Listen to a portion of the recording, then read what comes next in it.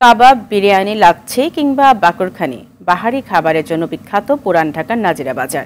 ৪০০ বছরের পুরনো এই নগরীর ঐতিহ্যবাহী খাবারের স্বাদ পেতে রাতের বেলাও বাড়তে থাকে ভোজন রসিকদের উপচে পড়া ভিড়। তবে দ্রব্যমূল্যের ঊর্ধ্বগতিতে এসব খাবারগুলোর মূল্য সহনীয় পর্যায়ে রাখতে হিমশিম খাচ্ছেন ব্যবসায়ীরা। ইফতেসামুল গনির রিপোর্ট, ছবি তুলেছেন জহিরুল ইসলাম।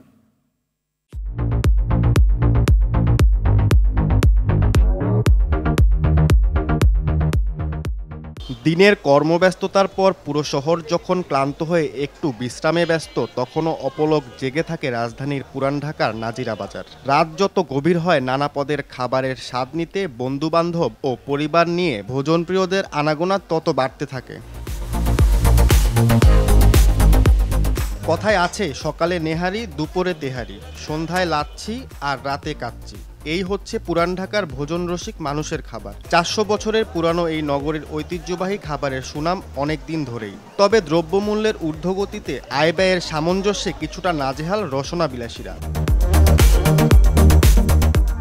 এসব ভোক্তারা মনে করছেন, বর্তমানে চাঁদাবাজি কমে যাওয়ায় প্রশাসনের পক্ষ থেকে বাজার সিন্ডিকেট ভেঙে দিতে পারলে এই অবস্থা থেকে মুক্তি মিলবে। আগে দেখা যায় তো সপ্তাহে আমরা মোটামুটি অলমোস্ট 2-3 দিন আসতাম, এখন দেখা যায় যে সপ্তাহে একদিন আসে আমাদের জন্য টাফ হয়ে যায়। সরকার যদি এদিকে একটু দৃষ্টি নজর দেয়। আমাদের আয়ের সাথে যেই দামের যে সামঞ্জস্যতা, তা অবশ্যই একটা অসামঞ্জস্য অবশ্যই প্রসেস। মধ্যবিত্ত পরিবারের পক্ষে খুব টাফ হয়ে যাচ্ছে এখানে আসা। বাজার যে সিন্ডিকেটটা দখল করে আছে, সেই সিন্ডিকেটটা এবং এখন অনেকটা চাঁদাবাজি নেই, ধরতে গেলেই চলে।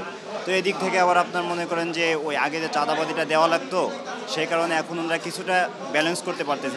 অন্যদিকে বিক্রেতারা বলছেন, দ্রব্যমূল্যের ঊর্ধ্বগতিতে ক্রেতা ধরে রাখতে আগের তুলনায় অল্প লাভেই খাবার বিক্রি করতে হচ্ছে তাদের। দ্রব্যমূল্য ঊর্ধ্বগতির কারণে আমরা দাম বাড়াতে পারছি না, আগে রেটে বিক্রি করছি, কিন্তু আমাদের প্রফিটের অঙ্ক কমে গেছে। ব্যবসা তো আর একরকম সবসময় করা যায় না, একরকম প্রফিট করা যায় না। এখন ব্যবসার খাতিরে আমরা ওইভাবে চালাচ্ছি আর কি। বেচা কিনা এগুলো পোষে না, কেন মালের দাম অতিরিক্ত বেশি, চিনির দাম, মদার দাম, অল্প আপনার সব জিনিসই দাম বেশি। এগুলা যে এখন বেচা কিনি না, এগুলা দিয়ে আসলে সব পোষার মতো না। পিঠ দিয়ে এলে ঠেকে গেছে, বাড়ানো ছাড়া কোনো উপায় নেই। যেহেতু মোটামুটি সব কাঁচামালের দাম, তেল থেকে নিয়ে মাংস থেকে সব কিছু দামই বাড়তেছে, মানে আমাদের মালের দাম বাড়াতে হবে। আর এটা তো অবশ্যই কাস্টমারের উপর প্রভাব পড়বে।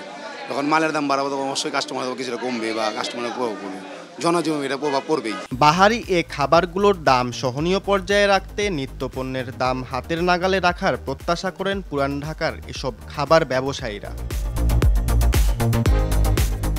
ইফতেসামুল গনি, RTV, ঢাকা।